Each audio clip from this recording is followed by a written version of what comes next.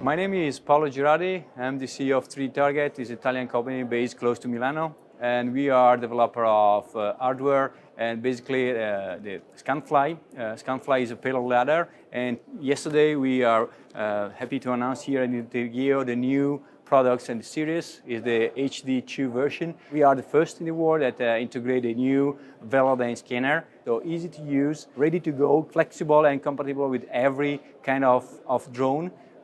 You can use also on any vehicle, boats and a backpack. It's very easy to integrate, and that is very important because we increase the resolution, we increase the accuracy, and we are happy also to announce some other news like the camera integration. We integrate more camera than in the past, so 4 different models and with maximum resolution of 42 megapixels.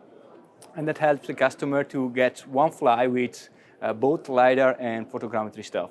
Connected to this, we have also our software that is smart processing. And smart processing is a software for mobile mapping application. You can handle any kind of 3D data coming from mobile mapper, laser scanner, and image for 360 or single shoots.